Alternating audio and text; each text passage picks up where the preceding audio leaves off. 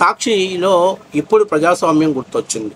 సాక్షి ఈశ్వర్కి బూతుల మార్పింగ్ పైన పెద్ద ఎత్తున గందరగోళంగా మాట్లాడుతున్నాడు.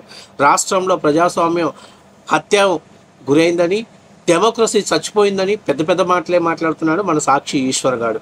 ఇక దానికి తాలింపుగా మన ప్రసాద్ గారు దొంగ ఓట్లు వేస్తారేమో, దొంగ ఓట్లు గుద్దుకోవడానికి బూతులన్నింటినీ కూడా ఆక్యుపైడ్ చేసుకున్నారేమో అని చెప్పేసి మాట్లాడుతున్నారు. ముఖ్యంగా బూతులు ఒక ఊళ్ళో పోలింగ్ బూత్ని మరొక ఊరికి మార్చడం, అక్కడున్న పోలింగ్ బూత్ని మరొక ఊరికి మార్చడం, అంటే వీళ్ళు చెప్పినట్టు నల్లపరెడ్డి వారి పల్లెని వేరే ఊరికి మార్చడం, అక్కడ వాళ్ళని మళ్ళీ నల్లపరెడ్డి వారి పల్లెకి మార్చడానికి దీనికి ప్రధానమైన కారణం ఏంటి, ఎందుకు మార్చారు అంటే 1995 నుంచి ఇప్పటిదాకా పులివెందులలో కానీ ఎక్కడా కూడా జెడ్పీటీసీ ఎన్నికలు జరగనివ్వలేదు. ఏకగ్రీవాలు చేయనిచ్చారు. వాళ్ళకున్నటువంటి సైన్యంతో, వాళ్ళకున్నటువంటి ఈ రాక్షస జనంతో ఇష్టాసారంగా పోలింగ్ నిర్వహించకుండా ఏకగ్రీవాలు నిర్వహించుకుంటూ వచ్చారు. సరే, ఎవరైనా పులివెందులు అంటే జగన్మోహన్ రెడ్డి గారి ఇలాకా కాబట్టి సరే పోతే పోనీ అక్కడ మనం కూడా పోటీ చేసి సాధించేది ఏముందులే, వదిలేసేయండి అని చెప్పేసి చూసినట్టుగా గతంలో చంద్రబాబు నాయుడు గారు కూడా, ఎందుకంటే వాళ్ళు కుప్పాన్ని టచ్ చేసేవాళ్ళు కాదు, వీళ్ళు పులివెందులను టచ్ చేసేవాళ్ళు కాదు. ఎందుకంటే రాజశేఖర రెడ్డి గారి టైంలోనే అదే సిస్టమ్ ఉంది, చంద్రబాబు నాయుడు గారి టైంలోనే అదే సిస్టమ్ ఉండేది. మామూలుగా ఒక ముఖ్యమంత్రి నేత కాబట్టి అలాంటి నేతకి ఎదురుగా నిలబడేటువంటి దమ్ము ధైర్యం ఎవరికి ఉండదు, అది కుప్పంలో కావచ్చు, పులివెందుల్లో కావచ్చు. అయితే 2019లో జగన్మోహన్ రెడ్డి గారు ముఖ్యమంత్రి అయిన తర్వాత కుప్పం మీద ఫోకస్ చేశాడు. కుప్పం మీద ఫోకస్ చేయడం అంటే కుప్పంలో గెలవాలని ఫోకస్ చేయడం, చంద్రబాబు నాయుడిని ఓడించాలని ఫోకస్ చేశాడు. గెలవాలని ఫోకస్ చేయకపోవడం ఏంటి, చంద్రబాబు నాయుడు ఓడించడానికి ఫోకస్ ఏంటి అనేది కదా మీ డౌట్. గెలవాలి అని అంటే కుప్పం డెవలప్మెంట్ చేసి, కుప్పానికి కావాల్సినటువంటి నిధులు మంజూరు చేసి, కుప్పాన్ని అభివృద్ధి చేసి, కుప్పం ప్రజల మనసును గెలుచుకొని ఓట్లను వేసుకోవటం గెలవటం. లేదు చంద్రబాబుని ఓడించాలి అని అంటే అడ్డదారుల్లో తమిళ ఓటర్స్ని తీసుకొచ్చి ఇక్కడ తీసుకురావటం, అలాగే పక్క నియోజకవర్గాల్లో ఉన్న ఓటర్లను అక్కడ చేర్చడం, అట్లాగే దొమ్మి చేయటం, అరాచకాలు సృష్టించటం, తద్వారా గెలవాలని ప్రయత్నం చేయటం. సో 2021 జరిగిన మున్సిపల్ ఎన్నికల్లో వైసీపీ చేసినటువంటి ఇదే. చంద్రబాబు నాయుడు గారి నారావారిపల్లెలో కూడా వైఎస్ఆర్సీపీ పార్టీ వాళ్ళు గెలిచారని సంకలు గుద్దుకుంటే ఆ రోజు ఈ సాక్షిలోనే తెలుగుదేశం పార్టీ పని అయిపోయింది. ఈ సాక్షి ఈశ్వర్ గారే ప్రజలు అభివృద్ధి వైపు పట్టం కట్టారు, సంక్షేమానికి బాటలు వేశారన్నారు. కానీ ఏం చేశారు తెలుసా, ఎవరిని ఇంతకంటే ఎక్కువ అరాచకాన్ని సృష్టించారు. ఆ పొంగనూరు పుడింగిగాడి పెద్దిరెడ్డి రామచంద్రారెడ్డి వీళ్ళందరూ పెట్టుకొని పెద్ద అరాచకాన్ని సృష్టించారు.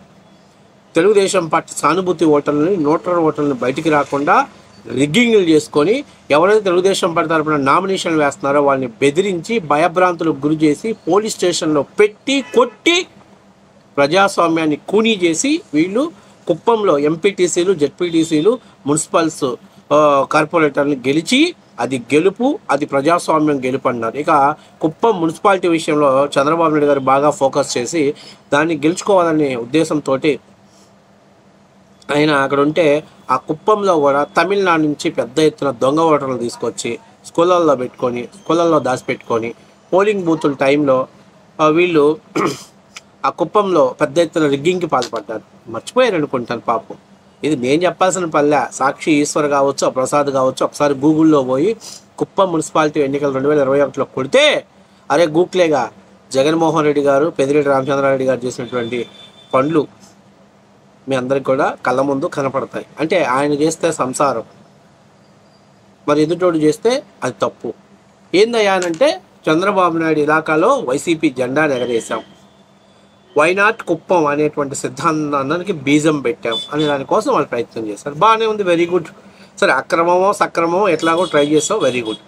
అయితే ఇక్కడ జడ్పీ ఎన్నికల్లో 1995 నుంచి ఇప్పటిదాకా ఒక్కసారి కూడా నామినేషన్ వేయనీయకుండా వేసిన అభ్యర్థుల్ని భయభ్రాంతులకు గురి చేస్తూ చంపుతాం, నరుకుతాం, ఏ పార్టీ అయినా మాకు సంబంధం లేదు, మేము ఎదురెళ్తే మా పార్టీకి ఎదురెళ్తే బతకనీయం, రాజారెడ్డి కుటుంబానికి ఎదురెళ్తే బతకనీయమని భయభ్రాంతులకు గురి చేస్తున్న సమయంలో తప్పనిసరి పరిస్థితుల్లో ఇప్పుడైతే చంద్రబాబు నాయుడు చూస్తూ చూడక వెళ్ళిపోయాడో, కానీ ఈసారి మాత్రం కుప్పాన్ని టచ్ చేసిన జగన్మోహన్ రెడ్డికి పులివెందులో టచ్ చేయాలి, పులివెందులలో కూడా వైసీపీకి ఓటమి అంటే ఏంటో రుచి చూపించాలి అనుకున్నాడు. అది ప్రజాస్వామ్యబద్ధంగా. మీలాగా పక్కన నియోజకవర్గాల్లో నుంచి దొంగ ఓటర్లు తీసుకొచ్చి రిగ్గింగ్లు చేయాల.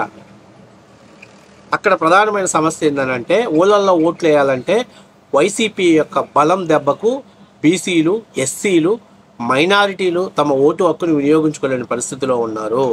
దీన్ని అక్కడ ఉన్నటువంటి జగన్మోహన్ రెడ్డి పెంచి పోషిస్తున్నటువంటి గంజాయి బ్యాచ్ రౌడీ మోకలు విచ్చలవిడిగా శైర విహారం చేస్తున్నారు. దీన్ని కంట్రోల్ చేయడం కోసం శాంతి భద్రత దృష్ట్యా ఈ పోలింగ్ బూతుల్ని మార్చడం జరిగింది. నల్లపరెడ్డివారిపల్లె నుంచి ఇంకొక ఊరు నల్లగొండవారిపాలెనికి, నల్లగొండవారిపాలెం నుంచి నల్లపరెడ్డివారి ఇట్లా ఎందుకు బూతులు మార్చారంటే ఎవరైతే తమ ఓటు హక్కుని యథేచ్ఛంగా వినియోగించుకోవాలని చెప్పేసి వాడారు.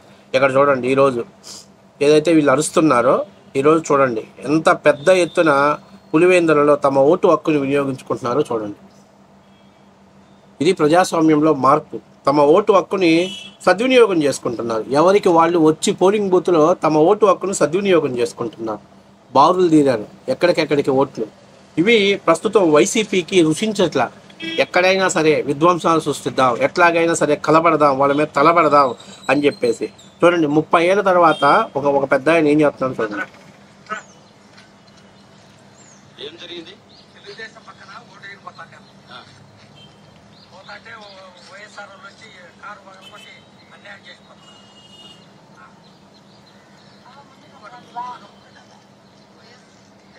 చూడండి, పోలింగ్ బూతుల్లో కూడా ఊళ్ళు మార్చినా కూడా ఇంకా వీళ్ళకి విధ్వంసం జరగట్లేదంటే, విధ్వంసం తగ్గించగలిగిందంటే ప్రభుత్వం సక్సెస్ సాధించినట్టు. అంటే మీకు అర్థం కావట్లేదు. మీకు నచ్చిన చోట పోలింగ్ బూతులు పెట్టి మీ ఇష్టాసారంగా శైర విహారం చేసి అవినాష్ రెడ్డిని అరెస్ట్ చేశారు, హౌస్ అరెస్ట్ చేశారు. ఆయన ఫోన్లు చేస్తున్నారు ఒక్కొక్కటి. రే మీరు పోయారా, మీ సంగతి ఏంటో నేను చూస్తా, బాబాయ్ నరికి పారేస్తాం. ఈ పులివెందుల మా అడ్డ ప్రభుత్వం ఎన్ని రోజులు ఉంటుంది, 4 రోజులు ఉంటుంది, 5 రోజులు ఉంటుంది, వెళ్ళిపోతుంది. తర్వాత ఇంకొక విషయం తెలుసో తెలీదు, ఒక్క జెడ్పీటీసీ ఉప ఎన్నికే వైఎస్ఆర్ కాంగ్రెస్ పార్టీ ఇక్కడ అక్షరాల 100 కోట్లు ఖర్చు పెట్టింది. 100 కోట్లు ఖర్చు పెట్టింది. నాకు తెలుసు 95 నుంచి ప్రతి ఎలక్షన్స్లో ఖర్చు పెట్టాల్సిన డబ్బునంతా కూడా మొన్న జెడ్పీటీసీ ఉప ఎన్నికల్లో ఖర్చు పెట్టింది. ఓటుకు 15,000, 30,000 రూపాయలు కూడా డబ్బులు ఇచ్చిన పరిస్థితి. అట్లాగే ఎవడైతే దాడి చేయగలుగుతారో, ఎవడైతే తిరగబడగలుగుతారో, ఎవడైతే ఓటర్ని భయపెట్టగలుగుతారో వాళ్ళకు ప్యాకేజీలు ఇచ్చారు. 10 లక్షలు, 15 లక్షలు, అవసరమైతే అరెస్ట్ అయ్యి జైల్లో ఉండు. ఎన్ని రోజులు ఉంటావు, దొమ్మి కేసు పెడతారు, జైల్లో పెడతారనే ఉద్దేశంతో ఇగో ఏ రకమైనటువంటి విధ్వంసాలకు శైర విహారం చేస్తున్నారో చూడండి.